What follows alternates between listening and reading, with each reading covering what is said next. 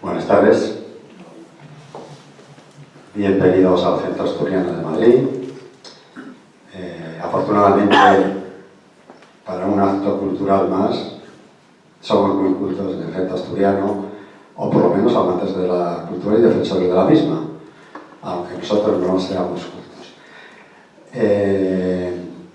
Hablábamos que ayer tuvimos aquí una gran sesión de poesía y después una conferencia de un señor de otras latitudes, una conferencia muy breve, porque no tenía tiempo para más, interesante y muy amena. Hoy tenemos otro acto muy directamente implicado y dedicado a la cultura. Doña María Isabel Sotoca Álvarez habla de su música en mi vida, la música de otra persona, naturalmente, que ahora se verá. Y se pregunta si alguna vez en tu vida te serviste del arte para escapar de una dura jornada, de un jefe egocéntrico, de un desengaño amoroso o de un diagnóstico preocupante. Pues la autora de este libro, de lo que vamos a hablar después, sí que supo llenar su soledad desde muy niña con la belleza de la música. Sus pequeñas manos empezaron a recorrer el teclado de un piano con inacabables escalas y arpegios para llegar a alcanzar la meta deseada en su carrera, la cual no era otra que la de poder, entre todos los músicos de ahora, aprisionar en sus ágiles dedos la música de Chopin. Y embrujado por la magia de tan irrepetible compositor polaco, la elegancia de sus melancolías, la energía nostálgica, genialidad y energía de la que está impregnada su obra, nuestra escritora va a servirse de sus preludios nocturnos, valses, polonesas, para soñar con aquel al que en vida se le llamara poeta del piano, y también para usarle como panacea de los malos momentos, convirtiéndole, por si fuera poco, en el leitmotiv del relato autobiográfico. María Isabel Sotoca Álvarez es de Aranjuez, ribereña de aquí de Madrid. Cursó desde su infancia los estudios de solfeo y piano en el Conservatorio de Madrid, donde obtuvo las máximas calificaciones en los exámenes libres. Terminó la carrera superior de piano con el inolvidable maestro don Francisco Fuster en dicho conservatorio a los 18 años. Este ya es correr. Sí. Esto es correr. Bueno, hoy el tema va por otro camino, no es musical en sí mismo, pero tiene música. Lo que nos va a presentar también tiene su música, porque hoy nos presenta el cuento Pañuelo Naranja, de ambiente taurino, incluido en el cuarto lugar del libro Cuentos Mágicos y Románticos. Estamos ávidos de escuchar. Bueno, muchas gracias.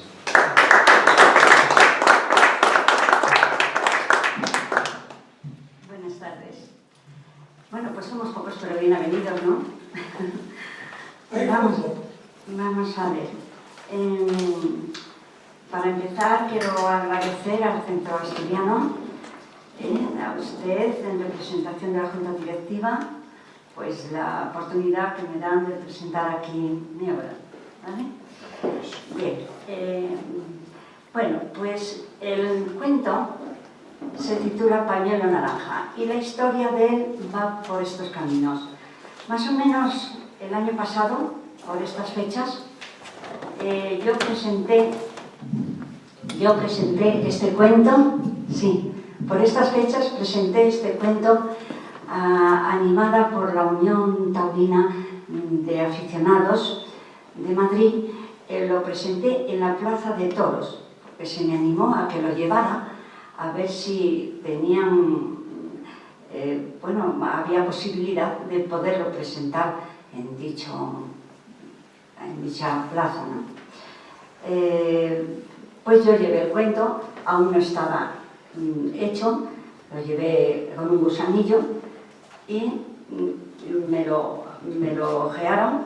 El cuento tiene unas pinturas muy bonitas, unos dibujos muy bonitos, que no los voy a enseñar, porque lo bonito de esto es el que quiera conseguir el cuento, según lo va leyendo, va pasando las hojas y va viendo, ¿no?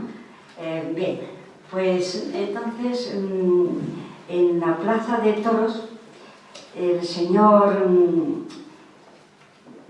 el presidente, el don Manuel Ángel Fernández, gerente de la Plaza de Toros, le encantó y me dijo: mire señora, si consigue que este cuento, porque yo le enseñé 6 cuentos, el año pasado hice 6 cuentos, pero uno era taurino. ¿Y por qué ese uno era taurino? Pues porque terminado mi tercer cuento, el primero se llama Nuestro Gran Secreto, el segundo Requiem para una mariposa, el tercero La Magia del Desván, y cuando estoy pensando a ver qué me sacará yo de la manga para hacer el cuarto cuento, pues pongo la televisión y sale el gran orante de la Puebla, desesperado, diciendo cómo se siente cuando, vestido de luces, al irse a jugar la vida a una plaza, le llaman asesino criminal. ¿Vale? Y yo me dije para mí, pues tengo que hacer algo para solucionar esto. Y saqué el cuento de Pañuelo Naranja. Entonces este señor, volviendo a la Plaza de Toros y al gerente, me dijo: dese mucha prisa en intentar que se lo editen solo, porque la Sala Cosío o Antonio Bienvenida tendremos mucho gusto en otorgarle una de las salas para la presentación de dicho cuento. Y vamos, es que ni lo leyó, lo miró por algún sitio y por otro, ¿verdad? Pero me metió prisa porque ya estaban haciéndose el programa de los eventos que hay matinales durante todo San Isidro. Y pues fue por estas fechas. El día 12 me voy a Caldas de Besaya, y al volver, antes de volver con la maleta ya para venirme a Madrid, pues me llaman por el móvil diciendo que la Plaza de Toros de las Ventas tiene el placer de otorgarme la Sala Cosío para la presentación de mi libro el día 27 de mayo de San Isidro pasado. ¿Vale? Bueno, pues, ¿y por qué viene todo esto? Porque mi padre fue veterinario de la Plaza de Toros de Madrid. Y desde chiquitina pues ya me llevaba de la mano a los toros. Uno de sus toreros preferidos era don Antonio Bienvenida. Y claro, pues me gusta la fiesta, aparte de por ser española, por tener un padre así. Y el lunes 25 de mayo del 2009, pues ponían, esto es un programa de ese día, de la corrida de ese día. Y entonces en estos programas ese año encargaban para el que quisiera que mandara unos relatos. Y yo cogí y escribí lo siguiente, y me lo editaron. Escribí lo siguiente. Se titula La plegaria de una niña, y dice así: desde mi más tierna infancia siempre he estado orgullosa de que mi padre, Julián Sotoca Castellano, me llevara de su mano al taurino y señero coso de las Ventas en cada una de las ocasiones en que toreaba, haciendo cátedra, don Antonio Bienvenida. Como veterinario, gran aficionado a los toros y profundo conocedor del arte de cúchares, supo con cariño, paciencia e interés ilustrarme desde la misma puerta de entrada al primer templo de la tauromaquia hasta nuestros asientos de tendido y a la espera del paseillo con las distintas suertes que preparan la faena entre lances, verónicas, chicuelinas, naturales y manoletinas para rematar con la soberbia estocada la suerte suprema.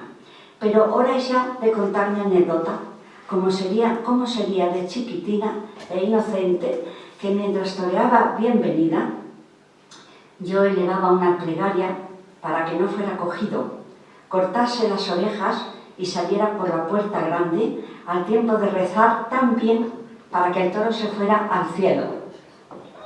Bueno, yo me imagino que a lo mejor hice la comunión 8 días antes, ¿no? pero cuando se lo conté a mi padre se moría de risa. Pero chiquilla, ¿cómo vas a rezar para que el toro se fuera al cielo? Debió hacerles mucha gracia, ¿eh? Y entonces esto prosigue así. Transcurridos los años, hoy desde mi abono de Andanara 1, fila cuarta, número 14, en la que me está vedado el banco presidencial, allí me he tirado pues 10 años sin poder ver el pañuelo. Ha dado las orejas, ha otorgado la oreja, no ha otorgado la oreja, sin poderlo ver. Y pues ya desde hace 2 años, gracias a Dios, estoy en el 8 y lo puedo ver todo. En Andanara 8. Así que en la que me estaba vedado el palco presidencial, recuerdo ver en él emocionada a la figura de mi padre como asesor taurino, mientras mis labios de mujer enhebran temblorosos otra plegaria. Y esa es una pequeña historia, un preámbulo de por qué nace este cuento, después de lo que he comentado. Don Antonio, bienvenida. O sea que, por cierto, que quiero agradecer, aparte de la presencia de todos ustedes, la presencia de don Tomás Lorenzo, alcalde de Santa Cruz de la Zarza, que está aquí y que él sabe que el día 12, si Dios quiere, presentamos en Santa Cruz. Allí sí que se llena todo, ¿eh? Allí sí suele haber mucha más gente. Pero pues por eso le agradezco muchísimo que haya venido. Bien, pues el cuento, para empezar, hay una acotación que dice así. Esto lo escribí nada más apagar el televisor y escuchar lo que Morante decía, casi a punto de echarse a llorar y destrozado, ¿eh? Y el cuento, la acotación dice así. El presente cuento se ha escrito en desagravio al inconcebible acoso que padece nuestra fiesta nacional por opiniones contrarias a la misma, sin conocimiento de causa y solo por el placer de dañar a la afición, obviando el santo y seña de una de las tradiciones más arraigadas del pueblo español. Y todo ello inmerso en una democracia que pretenden convertir en dictadura, con amenazas e insultos hacia las grandes figuras del toreo actual, en el instante mismo de irse a jugar la vida por esas impresionantes y gloriosas plazas que se yerguen a lo largo y ancho de nuestra piel de toro. La autora. ¿Bien?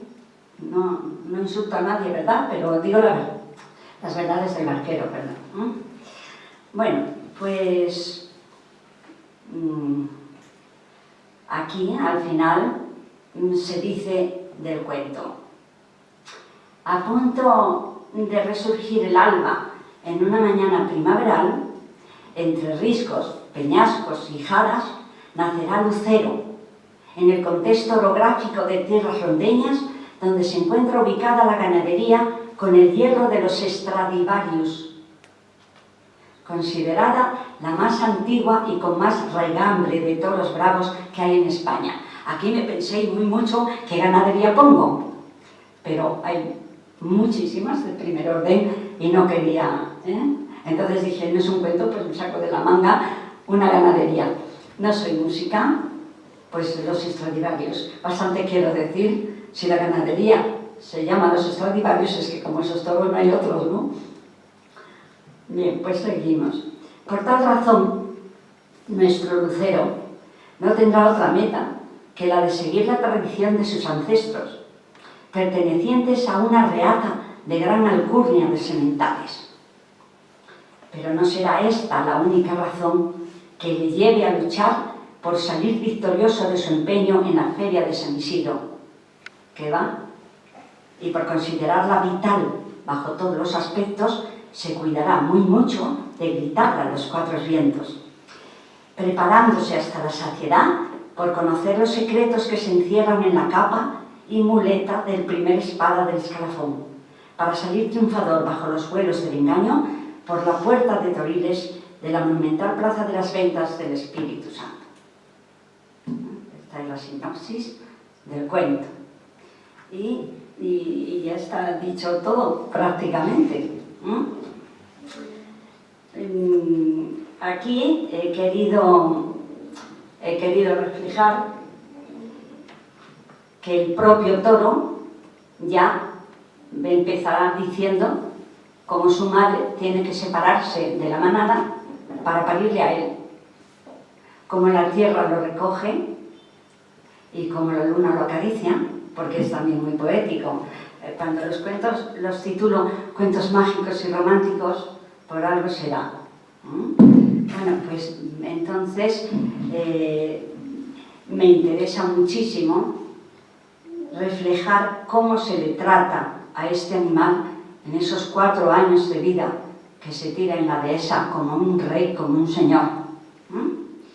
Y bueno, pues habrá un motivo, como hemos dicho en la sinopsis, muy principal, no solamente por su alcurnia, sino porque tiene que volver. Y ya verán por qué tiene que volver. Este cuento pues está escrito para aquella persona que si va un día a la plaza y no tiene ni idea de lo que va a ver, de lo que es aquello, ¿no? Pues seguro que ya tiene una idea perfecta, si ha leído el cuento antes de ir a la plaza, de lo que va a ver. Está escrito pues con mucho respeto, con mucha admiración hacia la fiesta y sobre todo en desagravio a todo lo que está pasando, que es vergonzoso. Hay algo muy bonito, tiene 9 dibujos y esto también tiene su simpatía.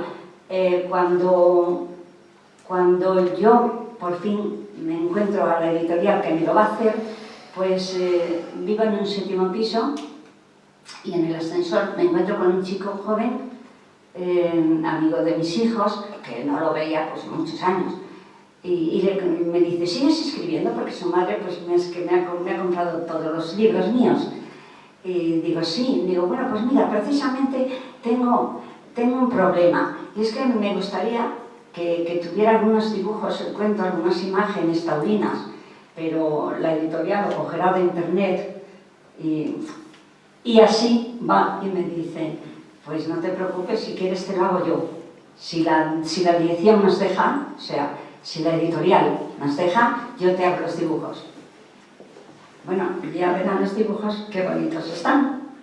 Pero es que da la casualidad de que este chico no tenía ni idea de lo que son los toros. No ha ido en su vida a ver una corrida, o sea, me pregunta que cómo se llama el sombrero que lleva el torero, que quieren que les cuente, o sea, y en el redondel, por donde van todos, el callejón, no sabía que aquello se llamaba callejón, o sea, ni idea. Pero a partir de eso ya se me lee todos estos cuentos, que aquí también hay dibujos de él, ya se lee todos esos cuentos y se pone corridas y se pone de todo y por internet, y bueno, ha hecho cosas muy bonitas. O sea que en el cuento hay un momento, bueno, este cuento no tiene ningún CD, pero cuando lo lean verán que hay música dentro también, ¿vale? De una manera simbólica, el cuento también lleva música.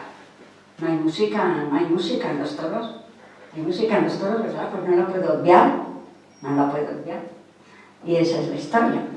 Bueno, pues en un momento dado, la madre del toro pues le dará muchos consejos, las cotillas de las vacas lecheras también le darán muchos consejos, o sea, pasarán muchas cosas bonitas en el cuento, y cuando él va a ir por fin a la plaza de toros, acompañado, encajonado con 5 compañeros más, va a pensar y se va a decir a sí mismo algo tan fundamental que eso que piensa vale por el cuento entero. Me vino a la mente de tal forma que, ¿cómo decirles yo? No les voy a decir la frase ni lo que fue, pero sí les digo el momento, que es cuando él viene encajonado hacia la plaza de todos. Y entonces pensará algo tan magnífico, tan fuera de lugar, que, ¿cómo decirles? es comparable, a años luz, pero comparable, pues por ejemplo con ese Ama mi Alfredo de la Traviata, que es el sumum de la obra, ¿no? Ya Verdi hace que la música empiece la Traviata con el Ama mi Alfredo quanti io t'amo. Pues este toro mío pensará algo tan que les va a gustar muchísimo, pero no digo nada. O sea que así se queda la historia del cuento. También reflejo fenomenalmente cómo llega a la plaza, cómo se trata a los toros antes de salir a la plaza, y luego, por encima de todo, lo bonito es el pañuelo naranja, porque para todos estos, permítanme que lo diga, indeseables, que van contra la fiesta, pues es que a los toros, cuando se comportan como tienen que comportarse, cuando tienen esa fiereza, pero esa nobleza ante el hombre, pues se le perdona la vida. Por eso se saca el pañuelo naranja. Y yo termino el cuento sin que mi toro muera, y dándole un motivo muy principal, pero que muy principal, para volver a la dehesa, a esos extraordinarios. Y esa es la historia. No puedo contar más, no quiero contar más. Bueno, pues entonces aquí la editorial mía me hace los 6 cuentos y me pone en cuarto lugar Pañuelo naranja. Después, en el quinto lugar, Conjeturas de un confesionario, y en el sexto lugar, La caja de cerillas. Pues el primer cuento de los 6 que hay aquí se titula Nuestro gran secreto, y aquí dice, bueno, lo escribo yo, lo redacta nuestra autora por deseo de su hijo Fernando, pero a condición de que el protagonista sea un tren. Claro, si este libro lo compran ustedes en internet, o lo compran ustedes en el Corte Inglés o en la casa del libro, pues nunca sabrán lo que yo les voy a contar ahora, ¿no? Un día fue Fernando a casa y dice, mamá, tienes que hacer un cuento, pero de trenes, sobre un tren, porque el Museo Ferroviario de Madrid va a hacer un concurso de cuentos y tú tienes que hacer un cuento. Digo, pues vaya, un tema tan horrible, un tren. ¿Y qué hago yo con un tren? Que sí, como cree en mí y me anima, pues yo la mayoría de las veces creo que no soy capaz de hacer nada, pero si hay una persona que cree en mí, pues me subo por las alturas, ¿no? Y bueno, salió el cuento muy bonito. El cuento el tren será muy orgulloso, vamos, que no hay quien le gane a orgulloso, porque los trenes tienen que ser como él, con carbonilla y con humo, no como estos del AVE, que no sirven para nada, ¿verdad? No, los trenes tienen que ser, bueno, y entonces este tren se enterará de que en un colegio van a hacer un concurso de cuentos, y se cogerá un niño y le dirá, ¿tú quieres que te cuente una historia que a mí me ocurrió cuando era chiquitito como tú? Y me iba de Santurce a Bilbao y me pasó. Si quieres te lo cuento, y tú, bueno, y de ahí va la historia. Luego, el Requiem de una mariposa, que será el segundo cuento, pues aquí, cuando era novia de mi madre, que luego fue mi marido, pues al ir a verle una tarde, tenía algo en la mano, y al acercarme vi que tenía una mariposa en la palma de la mano, pero se conoce que alguien le había dado un trastazo o algo, no tenía polen y el animalito estaba más muerta que viva. Pero no quise que la tirara, y mira por dónde había cerca una caja de cerillas, y la metimos en la caja de cerillas. Y yo, cuando fui a casa, pues bueno, la puse encima del piano. Abrí la cajita de cerillas y la puse encima del piano y me acosté. Al día siguiente, como era lógico, no se movía ya para nada. Pues ya tocaba yo la marcha fúnebre de Frédéric Chopin, y no me quedé solo en poner allí a la mariposa, sino que le toqué la marcha fúnebre a la mariposa de Frédéric Chopin. Y tocando la marcha fúnebre, y pensando que eso no se podía contar a nadie, pues se me ocurrió hacer un cuento. Y ahí está la historia, Requiem para una mariposa. Lo idea mientras sus manos tocan la marcha fúnebre de Chopin para una linda mariposa que duerme su último sueño sobre el piano. Luego viene la magia del desván. Lo imagina al caérsele al suelo el atril con las partituras y la batuta en su sala de música. Aquí será un niño. Como he sido profesora de historia de la música, pues claro, los niños de mis cuentos son niños que merecen la pena para que aquel niño que lo lea pueda coger onda, ¿no? Y el niño este mío ha sacado unas notas fantásticas y los abuelos le invitan a que vaya a un pueblo de Toledo, Yepes, a pasar con ellos unos días. Y el abuelo le dirá por la noche: dinos qué es lo que quieres por esas notas tan buenas que has sacado y que te compremos.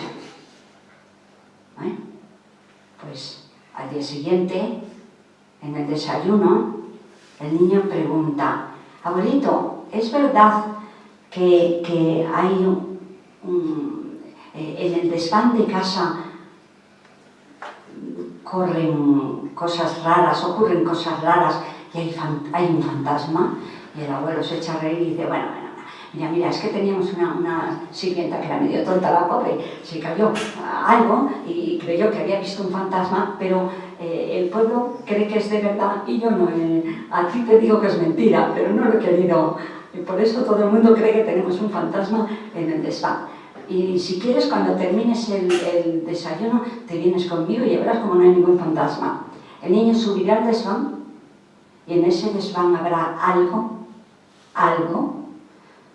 que le dejará al niño encantado para decirle al abuelo: abuelito, ¿no me dijiste anoche que me comprarías lo que fuera? Quiero que me regales eso. Y eso no se lo digo, eso ya no digo yo lo que es. O sea que sí, y bueno, es también pues muy fantástico y muy bonito. Luego ya viene Pañuelo Naranja. Y en este Pañuelo Naranja, en esta descripción que hago aquí de Pañuelo Naranja, viene la anécdota que les he leído a ustedes y que en el cuento solo pues no viene, ¿verdad? Y aquí dice: lo escribe en desagravio al acoso que padece la fiesta nacional por opiniones contrarias a la misma, y sobre todo por ser hija de veterinario y rezar desde bien chiquitina en un tendido de la Plaza de las Ventas para que don Antonio Bienvenida saliera a hombros y el toro se fuera al cielo. Pues ahí está el cuarto cuento. El quinto serán las conjeturas de un confesonario. Lo desarrollará a petición del padre Ricardo. Este padre es un gran organista y un gran pintor. Entonces casó a mi hijo, dice unas homilías fuera de lugar, y entonces leyó el cuento, leyó su música en mi vida, tiene varios libros míos, y me dijo: oye, ¿por qué no te inventas un cuento donde un niño se haga sacerdote?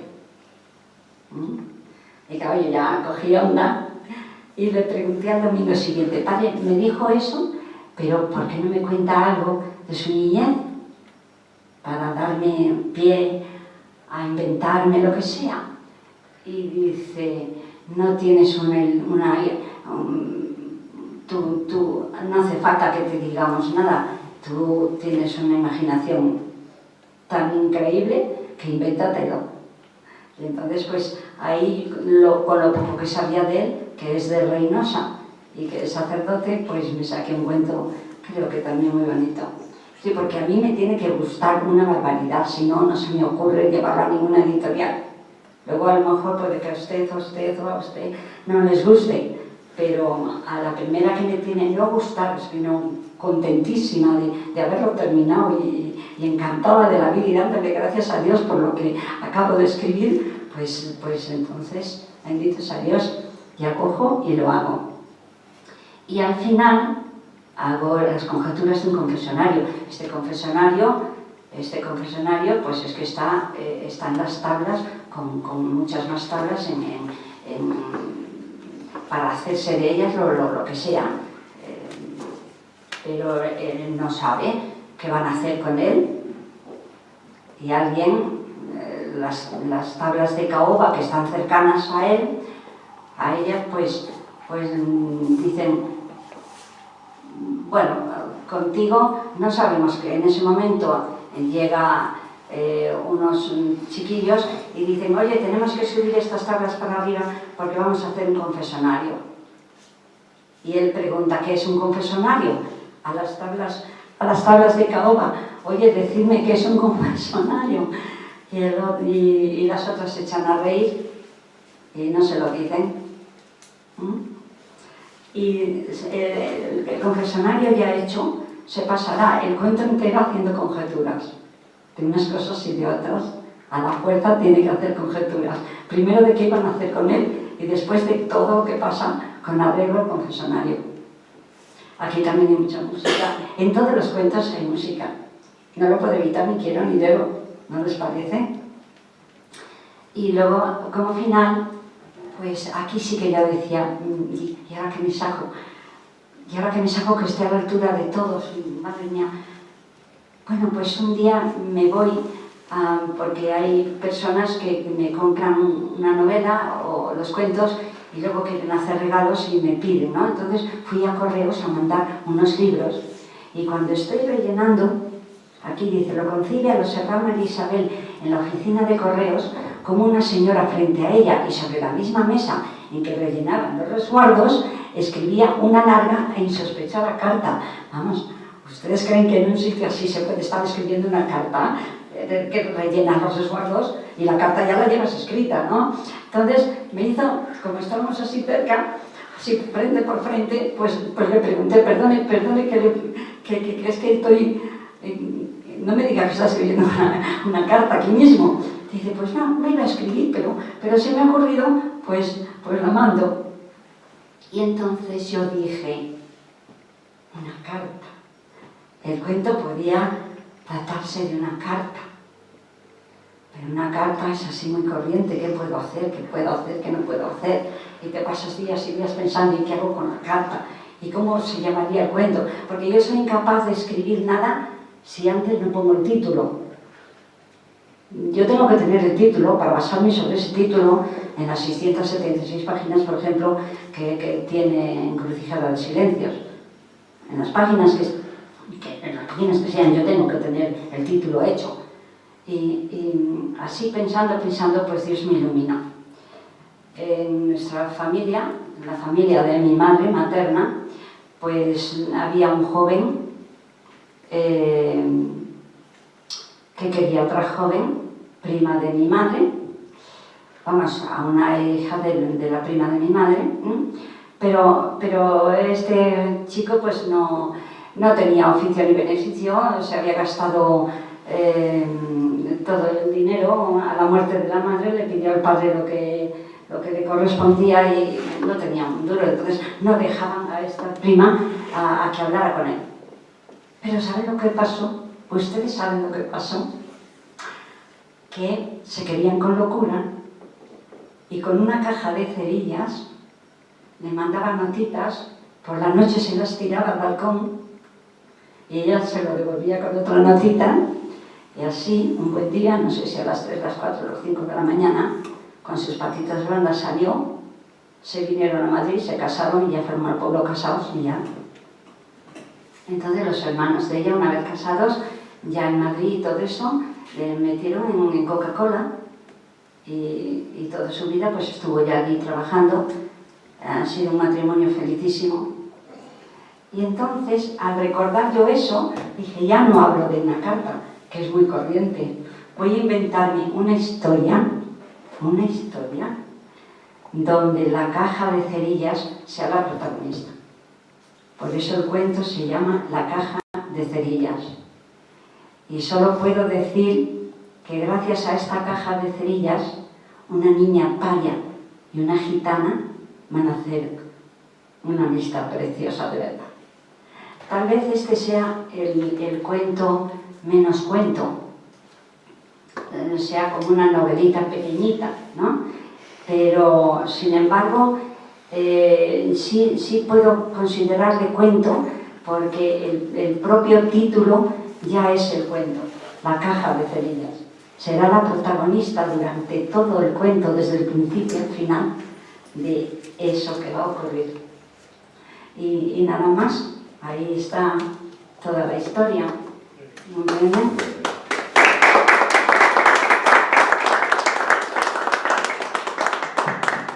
Si quieren hacerme alguna pregunta o algo, encantada de poder contestar. Sí, bueno, lo primero quiero trasladarle los saludos de nuestro presidente y le disculpar por no estar aquí.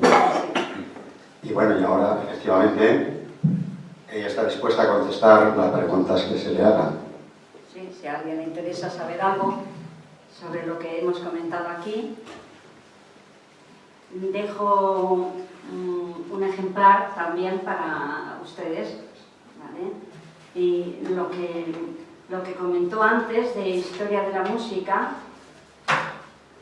lo que comentó antes de su música en mi vida, eso ha sido muy importante. Lo titulo así, Su música en mi vida, porque ¿qué quieren que les cuente? Después de Dios, lo más grande que hay para mí es la música. En la música también está Dios, ¿no? Así que, y entre los músicos, pues claro, si fuese una gran violinista, pues diría que como Paganini nadie. Toco el piano, y como Frédéric Chopin, señores míos y señoras, no hay nadie que haya podido escribir, transmitir, componer lo que él compuso. Y ya desde chiquitita, pues por intervención de este padre que me adoraba y que ya desde chiquitita pues él me hacía amar las artes y la propia música, viendo que en su chiquilla había algo, pues bueno,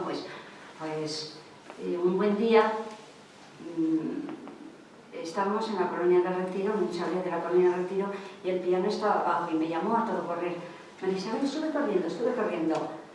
Y cuando subo me dice, calla, que van a poner un preludio, un nocturno número 2, en mi bemol mayor de Frédéric Chopin. Escúchalo. Bueno, lo escuché y entonces me enamoró Frédéric Chopin. Entonces, en aquellas épocas, en aquellos tiempos, hoy un profesor de música pues tiene casi todas las partituras facilitadas. Es como si yo les invitara a ustedes a una paella y solo hubiera una chirla, y para esto de contar, eso es una paella. No. Entonces la profesora mía, que era una gran profesora, profesora religiosa, de las religiosas del Corazón de Jesús, de las salesianas, pues ella me decía que cuando llegara a sexto de piano, entonces podría tocar a Frédéric Chopin. Mientras tanto, para destrozarlo, no. Y yo me tiré 5 años de mi carrera soñando con poder tocar a Frédéric Chopin. ¿Entienden? Me tiré 5 años con hambre de poder llegar a ese compositor. Bueno, cuando ya lo pude tocar, es que terminé a los 18 años, pero lo podía haber terminado a los 16.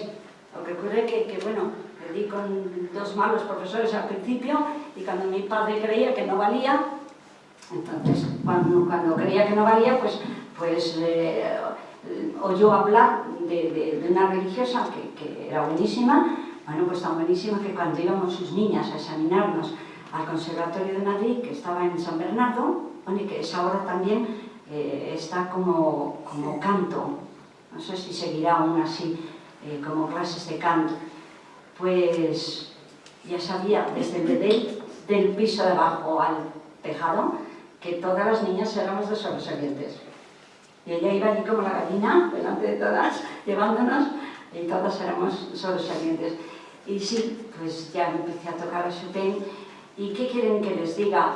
En esa, por ejemplo, en esa juventud, en esa pubertad, donde estás triste y no sabes por qué, o estás contenta y tampoco sabes por qué, donde preguntas qué me pasa y nadie te hace caso, entonces vas al piano y por lógica dices, voy a tocar Albéniz, Sevilla de Albéniz, que es lo más bonito para alegrarme, eso es lo lógico. Bueno, pues, ¿qué quieren que les diga? No llegaba ni a 7 compases. Lo quitaba y me buscaba, porque ya tocaba Chopin.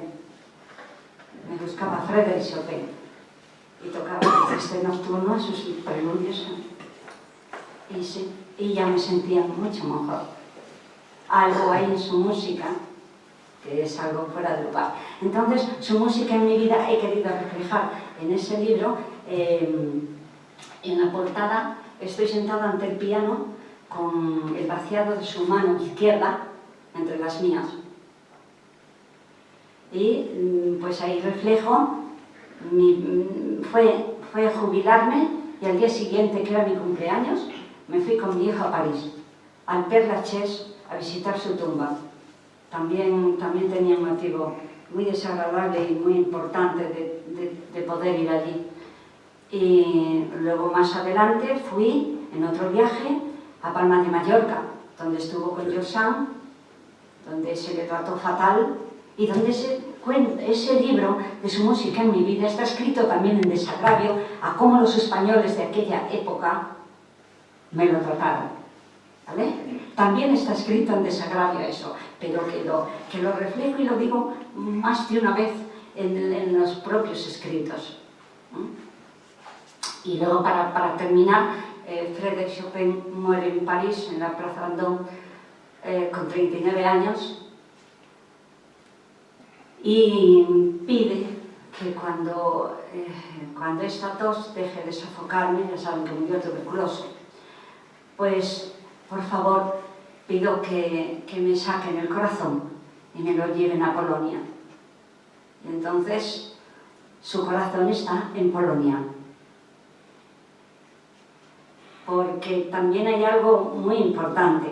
Fíjense lo grande que es Beethoven, lo grande que es Mozart, lo grande que son todos. A mí, bueno, es que he hablado maravillas de cada uno en mis clases, ¿no? Pero ninguno ha reflejado a su patria como Frédéric Chopin con su música. Entonces adelantó a ese nacionalismo nuestro, a ese nacionalismo también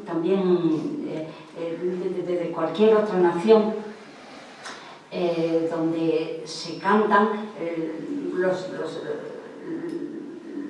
lo propio de la misma nación, ¿no? La alegría o Falla, Turina, Granada, Salveni, pues oye su música y es España. Pues Chopin se adelanta a ese nacionalismo, porque al marcharse con 22 años, con 21 años de Varsovia para París, el príncipe le dice, le regala una copa de tierra polaca, una copa de plata con tierra polaca, y le dice, tú no vales para ir a matar a la guerra a nadie, pero sí vales para hacer grande a Polonia, hazla grande a través de tu música. Y eso es lo que ha conseguido, hacerla grande a través de su música. Y si aquí tengo la oportunidad de representar esos 24 preludios, pues ahí se verá, por ejemplo, en el número 15, que es la gota de agua, ahí se verá cómo la mano izquierda, ese preludio de la gota de agua, sin él quererlo, el padre le escribe desde Varsovia, estando él en Italia, antes de venir a España, antes de venir a Francia, y entonces le dice el padre, no se te ocurra volver, hijo mío, los cosacos entran en nuestra ciudad montados en los caballos con lanzas, y en el momento o sea, yendo por la calle, les da lo mismo ver a personas mayores, a niños, a ancianos, los matan, les clavan las lanzas en el corazón, pero no contentos con eso, cuando están en el suelo, machacan con las patas de los caballos las cabezas. Y en ese piano, en ese preludio de la gota de agua, oiremos cómo la mano izquierda va avanzando y va machacando, y van entrando los caballos.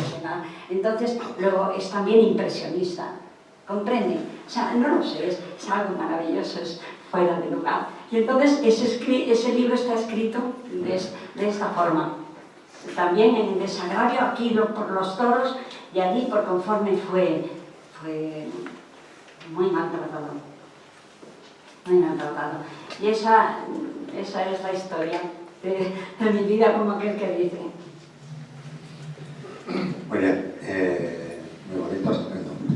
Pero volviendo al pañuelo naranja, no sé si alguien quiere preguntar algo, si no, bueno, yo quiero hacer un comentario.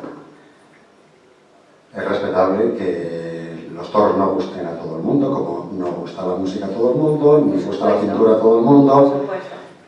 Y yo únicamente le veo, yo no soy taurino, entonces Pero respeto. no se puede alegrar de la muerte de un chico, ¿verdad? No. Yo solo admito la defensa contraria a las corridas de toros desde el punto de vista, si son amantes de los animales, que no quieren que el animal muera, tal. Pero todos esos argumentos se pierden, todas las razones se pierden en cuanto las formas no son las adecuadas, los insultos son el tema argumental, y creo que hay que respetar los gustos de todo el mundo mientras esos gustos no hagan daño a los demás.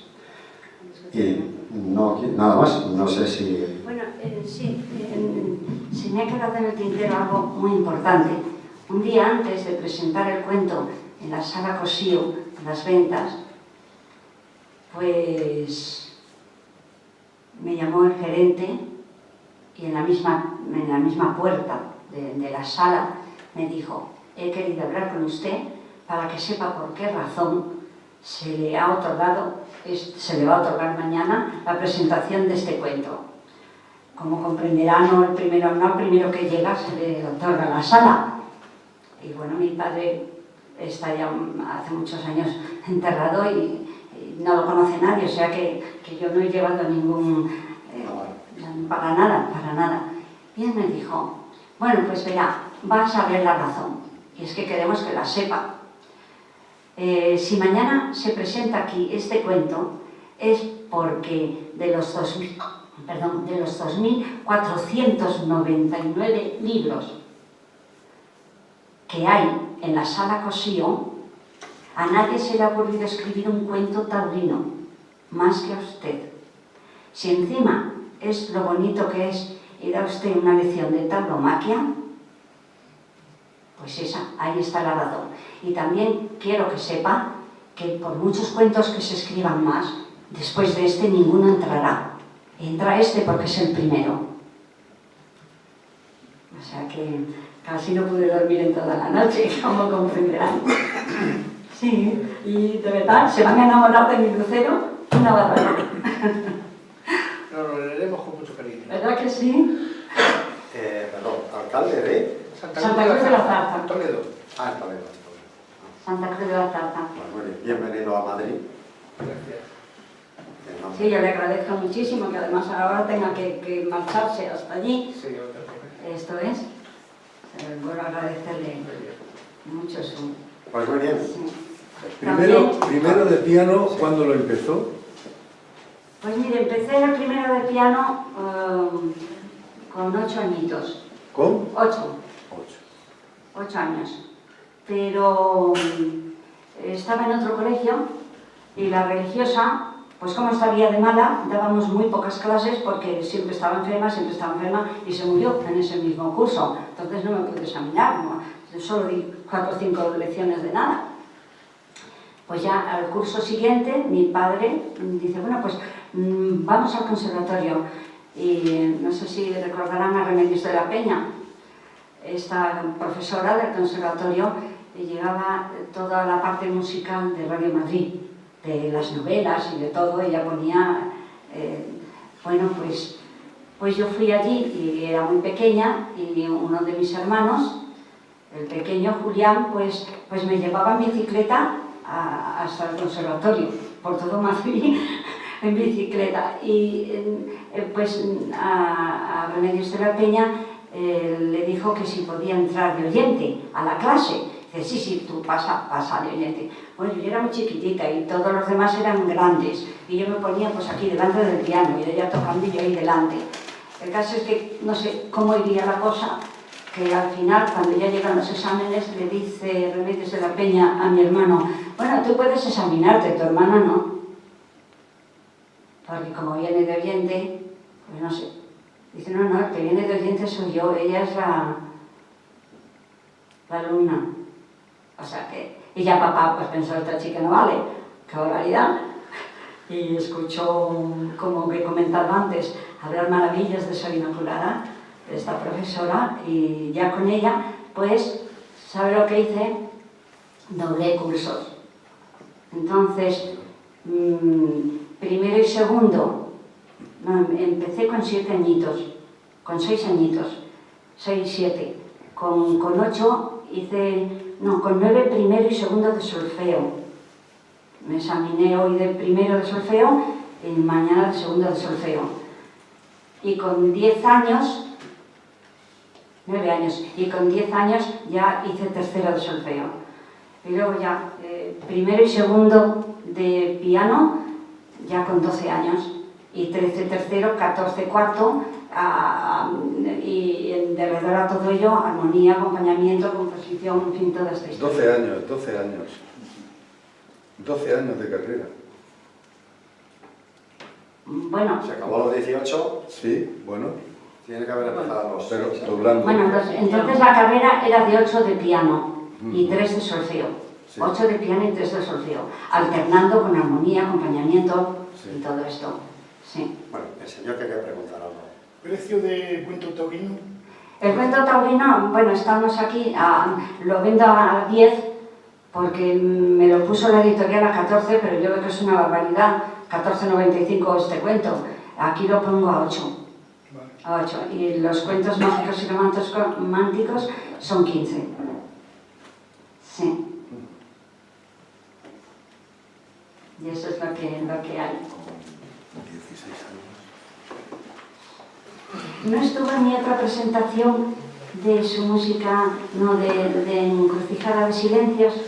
Es que, bueno, pues Encrucijada de Silencios tienen que leerla, como sea, porque ahí, en la novela de 676 páginas, empieza lloviendo en Santa Cruz de la Zarza y hago una reflexión,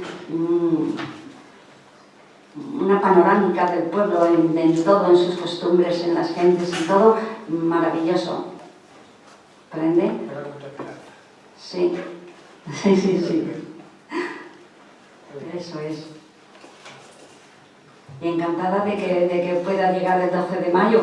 No tan encantada porque me perderé ese día la corrida, pero ¿qué lo vamos a hacer?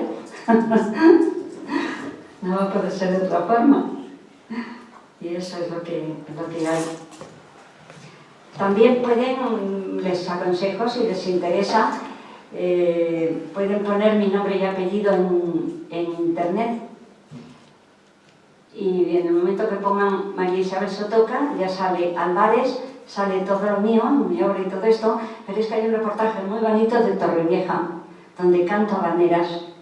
El maestro Ricardo Lafuente, el compositor de Es Torrevieja un espejo, pues me llamó un día y me dijo: mira, María Isabel, tengo 9 habaneras inéditas que no las puedo colocar no las puedo meter en la coral, porque es para cantar pues unas florituras distintas que un coro no puede hacer. Entonces necesito una soprano como tú o un tenor. Si tú quisieras pues, cantármelas, y las grabé en su propia casa con una columna que tenía fantástica. Bueno, si lo llegan a oír es que está perfecta la grabación. Ni yo puedo cantarlo mejor, ni él me puede acompañar mejor. Y queda precioso. Pero luego el reportaje en sí está hecho con mucho gusto, donde se cuenta un poco la historia de la habanera, donde yo cuento algo de mi vida, o bastante, y todo eso, y queda muy bonito, porque está hecho con mucho gusto, con mucha admiración, hacia mí, y todo eso al final sale a flote, ¿no? Queda muy bonito, ya verás cómo le gusta. No salen completas las habaneras, pero ahí sí se ve. Es más, sale también parte de una Ave María que le estrené en la iglesia de la Inmaculada de Torrevieja. Y también le estrené más adelante un poema sinfónico que lo titula Cuenca, y bueno, es una preciosidad. Iban a haberlo sacado en televisión pues días antes de las elecciones, cuando entraron por primera vez los socialistas, y al llegar la semana próxima a averiguar qué día lo iban a poner, pues bueno, me dieron a entender que tenía que sacarme el carnet, y si no, no se me daba el programa, y que pues ahí se quedan ustedes. Se ha terminado.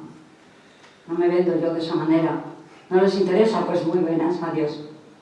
Y ya está. O sea que, pero ahí se oye, se es muy bonito. Sí. Les va a gustar, ¿eh? Dura como 22 minutos así. Está hecho con mucho gusto. Sí, sí. Muy bien, bueno, pues es una fuente inagotable de información, muy amena, pero vamos a poner punto final para no alargarlo en exceso. Gracias por asistir y nada, hasta que nos veamos en una futura ocasión. Mañana aquí hay un acto muy importante, es la entrega del máximo galardón del centro, una manzana de oro. Ahí hay una relación de galardonados, que como ya no cabían ahí, continúan aquí a la izquierda.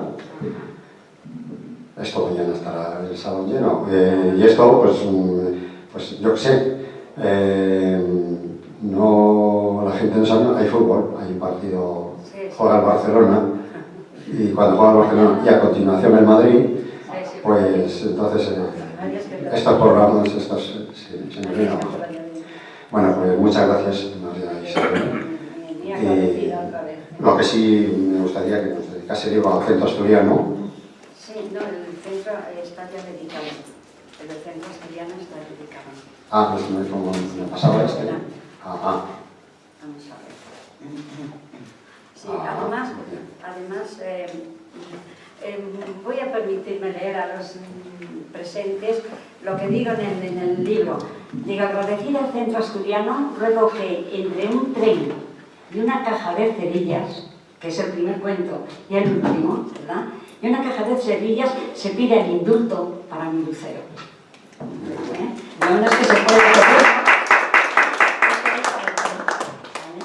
Sí, y aquí también.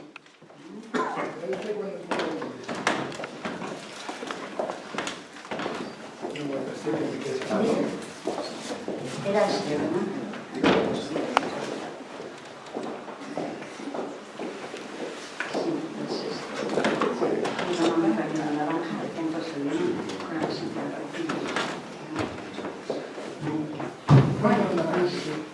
bueno, necesito los nombres. Con el vídeo. Necesito que me digan